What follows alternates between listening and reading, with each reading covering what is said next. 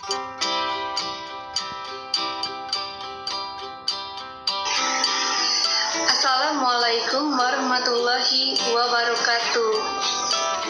Perkenalkan, saya mahasiswa dari Sekolah Tinggi Ilmu Farmasi Bakti Pertiwi Palembang dengan nama Lisa Femilia, NIM 1701010078, kelas S1B, semester 6. Di sini, saya akan menjelaskan materi dari tugas mata kuliah farmakologi.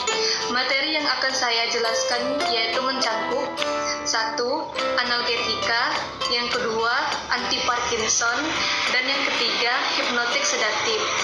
Mohon disimak penjelasan yang saya berikan. Terima kasih.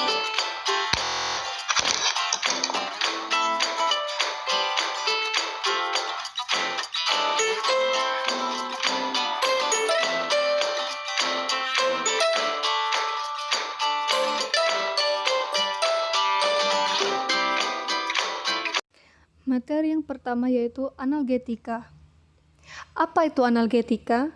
Ialah istilah yang digunakan untuk mewakili sekelompok obat yang digunakan sebagai pereda nyeri.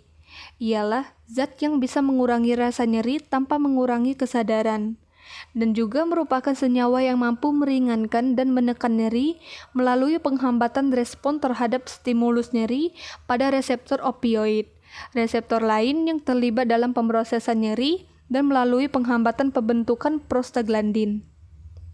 Apa itu nyeri?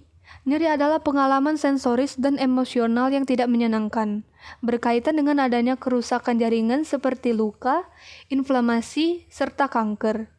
Nyeri merupakan suatu perasaan subjektif pribadi dengan ambang toleransi nyeri yang berbeda-beda setiap orang.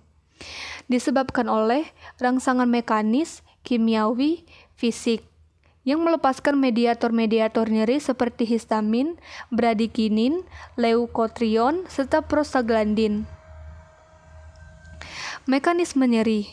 Nyeri timbul akibat adanya suatu rangsangan oleh zat-zat algesik pada reseptor nyeri yang banyak dijumpai pada lapisan superfisial kulit dan pada beberapa jaringan dalam tubuh seperti periosteum, permukaan sendi, otot rangka, serta pulpa gigi.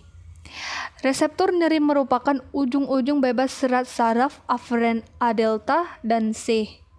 Reseptor-reseptor ini diaktifkan oleh adanya rangsangan dengan intensitas yang tinggi, misalnya berupa rangsangan termal, mekanik, elektrik, atau rangsangan kimiawi. Zat-zat algesik yang akan mengaktifkan reseptor nyeri adalah ion K, H, asam laktat, serotonin, histamin, dan prostaglandin. Selanjutnya, setelah reseptor-reseptor nyeri diaktifkan oleh zat-zat algesik tersebut, impuls nyeri disalurkan ke sentral melalui beberapa saluran saraf. Penggolongan dan contoh senyawa obat. Penggolongannya itu ada analgetika opioid dan analgetika non-opioid. Yang pertama yaitu morfin, kodein, kedua tramadol, 3 meperidin atau petidin, dan yang keempat fentanyl. Serta analgetik non-opioid, 1. ANS, 2. Analgesik tipe antikonvulsan, antagonis reseptor NMDA, analgesik tipe antidepresan, serta analgesik tipe relaksan otot. Yang pertama itu analgetika opioid. Contoh senyawa obatnya itu, yang pertama morfin, memiliki efek samping kerja pernapasan yang menurun dan tekanan darah yang rendah, ketergantungan, rentan disalahgunakan, kantuk, muntah, dan sembelit. Interaksi obatnya, morfin dapat meningkatkan efek blok dari obat golongan pelemas otot dan resiko depresi napas. Pasien yang menerima simetidin dan morfin secara bersamaan dapat timbul efek samping berupa apnea, kebingungan, dan kedutan otot. Antikolinergik yang digunakan bersama dengan morfin dapat meningkatkan resiko retensi urin, ileus paralitik, serta konstipasi. Ini adalah contoh sediaan yang ada di pasarannya dari morfin, dalam bentuk sediaan cairan injeksi. Yang kedua itu ada kodein, yang memiliki efek samping rasa kantuk berlebihan, sembelit, mual muntah, pusing, mulut kering, dan pada tingkat yang lebih jarang keluhan seperti gatal serta penurunan nafsu makan. Interaksi obatnya yaitu dengan amiodaron, simetidin, dan metoclopramid adalah obat-obat yang dapat berkompetisi dengan kodein karena turut melibatkan CYP2D6 dalam jalur metabolismenya. Dampak yang mungkin muncul adalah penurunan konversi kodein menjadi morfin yang secara langsung memperlambat onset dan efek farmakologis kodein. Sebaliknya, rifampicin dan dexamethasone dapat meningkatkan konversi kodein menjadi morfin serta menurunkan tingkat eliminasi kodein. Ini adalah contoh sediaan yang ada di pasarannya, yaitu yang pertama Codicaf dalam bentuk sediaan tablet dan yang kedua itu Codipron dalam bentuk sediaan tablet. Yang ketiga itu ada Tramadol, yang efek sampingnya yaitu perasaan tidak nyaman di perut, diare, hipotensi akasional, dan dilaporkan juga terjadi parestesia, anafilaksis, dan kebingungan. Interaksi obatnya bila dikonsumsi bersamaan dengan obat golongan SSRI dapat menyebabkan potensi kejang meningkat dan sindrom serotonin. Ini adalah contoh sediaan yang ada di pasarannya, yaitu Tramadol dalam bentuk sediaan cairan injeksi dan Intradol dalam bentuk sediaan injeksi juga. Yang keempat yaitu ada meperidin atau petidin yang memiliki efek samping depresi napas, depresi fungsi sirkular, henti nafas, shock, henti jantung, dan konvulsi dilaporkan pada overdosis. Interaksi obatnya itu menimbulkan efek konstipasi jika dikonsumsi dengan elusodalin, menimbulkan kejang jika dikombinasi dengan tipranavir, serta meningkatkan efek sedasi, hipotensi, depresi napas akibat depresi susunan saraf pusat yaitu kombinasi dengan obat butarpanol, fentanyl, dan lain-lain. Dan ini adalah contoh sediaan yang ada di pasarannya, yaitu clopidin dalam bentuk sediaan cairan injeksi, serta petidin HCl dalam bentuk cairan injeksi.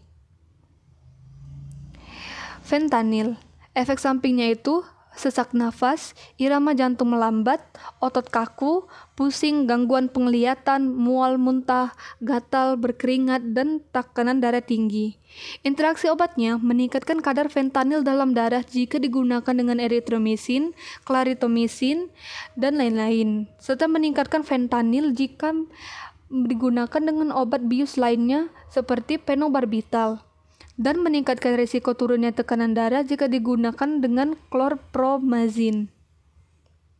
Ini adalah contoh sediaan yang beredaran di pasaran, yaitu Durogesic dalam bentuk sediaan ini dan fentanyl citrate dalam bentuk sediaan injeksi.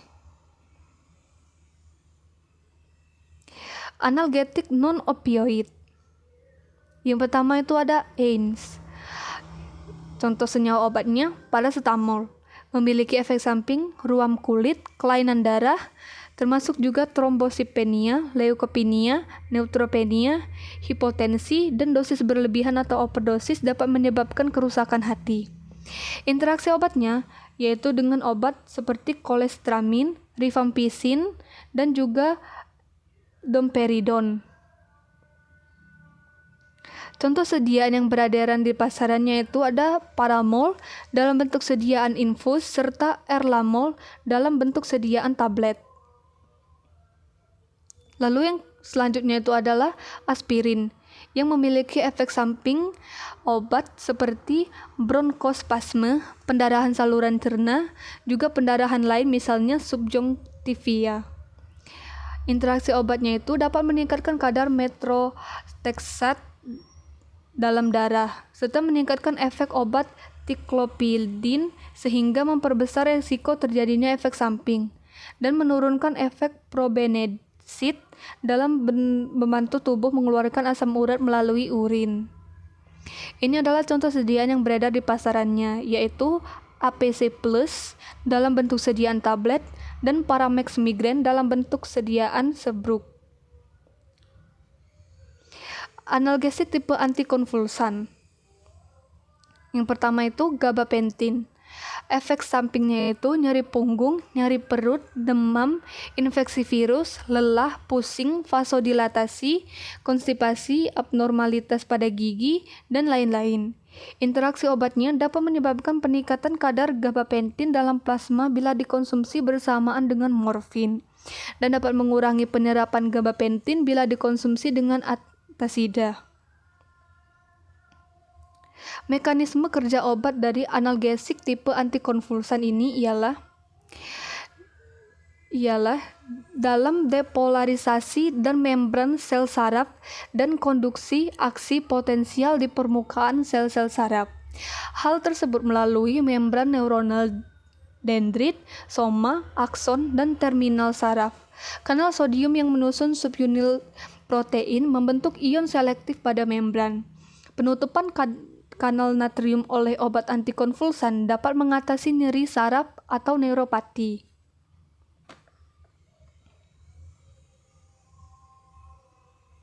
Ini adalah contoh sediaan yang beredaran di pasaran, yaitu Gababexal dalam bentuk sediaan kapsul, serta Epifen dalam bentuk sediaan kapsul. Lalu ada Carbamazepin. Carbamazepin memiliki efek samping seperti mengantuk, ataksis, mual muntah, pusing, serta dizziness. Interaksi obatnya itu, efek racun dari carbamazepin dapat meningkat jika digunakan bersamaan dengan lithium, serta mengurangi kadar sejumlah obat dalam darah seperti tacrolimus dan lapatinib. Ini adalah contoh sediaan yang beredar di pasaran, yaitu Cerazette dengan bentuk sediaan tablet, serta Tegretol dalam bentuk sediaan sirup. Lalu masuk ke obat antagonis reseptor NMDA, di mana mekanisme kerjanya itu aktivasi reseptor NMDA di daerah hipokampus di otak diawali dengan aktivasi reseptor glutamat non-NMDA. Pada kondisi normal, kanal ion pada reseptor NMDA diblok oleh ion magnesium. Jika glutamat dilepaskan dari saraf presinaptik, pertama-tama glutamat akan berikatan dengan reseptor non-NMDA, membuka kanal ion natrium. Ion natrium akan masuk dan menimbulkan depolarisasi parsial membran. Jika cukup banyak, sel saraf presinaptik terpicu melepaskan glutamat, depolarisasi membran pada saraf postsynaptik menjadi cukup kuat untuk melepaskan ion magnesium dari tempat ikatannya dan membuka kanal pada reseptor NMDA. Selanjutnya, kedua reseptor tersebut akan terbuka sebagai respon terhadap glutamat, menyebabkan aliran ion natrium dan kalsium yang akan memicu proses selanjutnya di sel pascasinaptik.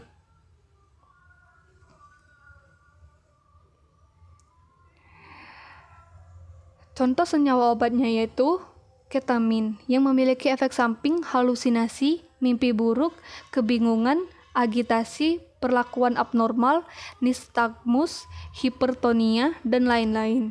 Interaksi obatnya yaitu dengan teofilin dapat meningkatkan resiko konvulsi, dan dengan barbiturat atau agonis opiat dapat menyebabkan waktu pemulihan menjadi lebih lama, serta dengan benzodiazepam dapat memperpanjang waktu paruh ketamin sehingga waktu pemulihan menjadi lebih lama.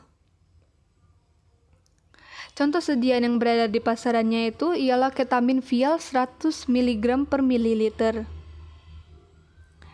Selanjutnya memantin, yang memiliki efek samping konstipasi, sakit kepala, pusing, mengantuk, muntah, rasa bingung, fatigu, halusinasi, dan lain-lain. Interaksi obatnya itu dengan dextromethorphan dapat meningkatkan efek samping, serta dengan chlorpheniramine dapat meningkatkan efek dari levodopa, dopamin, dan antikolinergik, serta menurunkan fungsi ginjal dalam membuang memantin jika digunakan dengan natrium bikarbonat. Contoh sediaan yang beredaran di pasarannya itu ada Abixa dengan bentuk sediaan drop dan Satin dalam bentuk sediaan tablet salut selaput. Lalu selanjutnya itu ada obat golongan antidepresan yang memiliki mekanisme kerja obat yaitu menghambat nyeri neuropatik, di mana pertama untuk meningkatkan noradrenalin di spinal cord, dan yang kedua bekerja pada LC, sehingga langsung menginhibisi nyeri dan meningkatkan aktivasi sistem inhibitor nyeri pada jalur noradrenergic. Dopamin dan 5-HT mengalami peningkatan pada sistem saraf pusat dan dapat meningkatkan efek inhibitor dari noradrenalin melalui jalur tambahan. Lalu yang selanjutnya itu ada obat golongan relaksan otot, di mana relaksan otot adalah obat yang mempengaruhi fungsi otot rangka dan menurunkan tonus otot. Ini dapat digunakan untuk mengurangi gejala seperti kejang otot, nyeri, hiperrefleksia. Istilah pelemas otot digunakan merujuk pada 2 kelompok terapi utama, yaitu penghambat neuromuskuler serta spasmolitik. Bloker neuromuskuler bertindak dengan mengganggu transmisi pada plat ujung neuromuskuler dan tidak memiliki aktivasi sistem saraf pusat. Juga dikenal sebagai relaksan otot atau bertindak berpusat, digunakan untuk mengurangi nyeri dan kejang muskuloskeletal dan untuk mengurangi kelenturan dalam berbagai kondisi neurologis. Mekanisme kerjanya yaitu dengan menghambat proses pengambilan kembali norepinefrin di locus coeruleus yang menyebabkan peningkatan kadar norepinefrin sinap dan merelaksasi otot rangka. Sekian dan terima kasih.